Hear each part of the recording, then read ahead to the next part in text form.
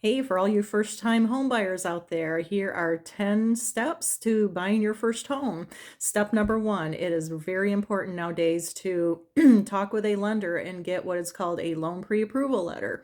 The lender will discuss all your finances, find the best loan options for you, discuss, your down payment and some of the what they call closing costs. I'll get into that term in another video.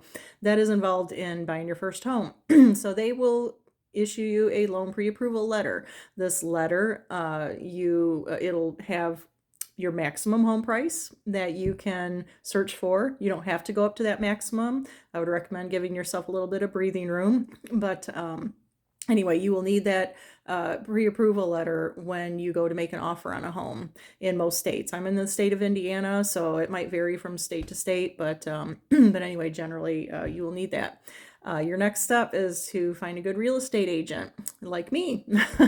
I'm an agent, like I said, in the state of Indiana, so find someone that is licensed, in your area, and then you will give them a copy of your pre-approval letter. That way they know your finances have been reviewed, and then you will discuss what type of home you're looking for, bedrooms and bathrooms, what areas of town, up to what price point you're comfortable with. So just any other needs that you want. And then you can either search yourself, like on one of the online sites, and then just tell your agent which homes you would like to go see, or they can put you on what's called an auto search on the MLS. The MLS is the multiple listing service where most of the listings hit first, and then that can alert you to any new listings that come up that meet your search criteria.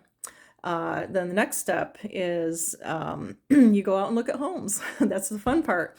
And so generally you will meet your agent there, and then you go in and you take a look, and sometimes the pictures are exactly what you see in person, and sometimes the pictures paint a better picture than what you see. But that's why you go and look, so you can see, kind of feel how large the rooms are, and see what the neighborhood is like, and and just all those things. And then when you find the one that you like, you make an offer. So that's the next step, and your agent will help prepare the paperwork and submit that with your pre-approval letter to the other agent. And then hopefully, if the seller accepts your offer, they can either accept, reject, or counteroffer. So your agent can, tell you all about that. I'm just making this kind of a quick and easy video. And then assume you get your offer accepted, then next you would tell your loan officer that, hey, my offer's been accepted, get started with my loan. So that's part of it. Putting down some earnest money is, which is part of your overall down payment, at least it is in the state of Indiana. So check with your local agent. That's something that's usually done kind of up front. It's kind of good faith money. And then next comes your home inspection, which you hire a home inspector to look over the entire home, roof to crawl space, basement, whatever it has. They will test the appliances. They will look at the electrical and plumbing system. They can't see behind walls, but they will give you a report and a lot of photos of what they can see. And then your agent can help you if there are any inspection items that you want to negotiate and ask the seller to potentially repair. Next comes the appraisal.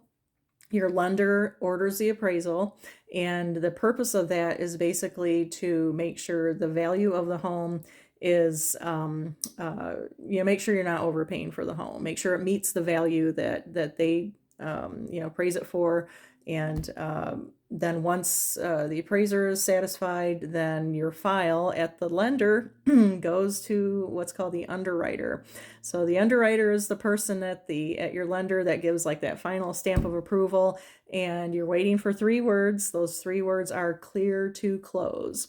And so once you get that, then you are all set. You've done everything you have to do with your loan.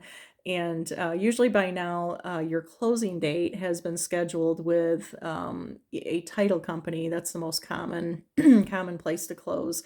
The title company's job is to make sure they prepare all your closing paperwork, get the loan paperwork from your lender, and that person will sit with you at closing, explain, kind of give a brief summary of the documents you're signing, and then their purpose really is to make sure the ownership is also properly transferred from the previous owner to you. And so there's some things that the title company does during the transaction, but I'll cover that in another video. So, and then the last and final step is when everybody has signed and the seller has signed, is you get your keys and you can go enjoy your new home. So I'm Carmen Corbin. I'm with Century 21 Sheets in the Indianapolis area, and this is my first video, so I'm hopefully going to be making some more and some tips and terminology and little things that can help you in your real estate search. So just reach out if you like, and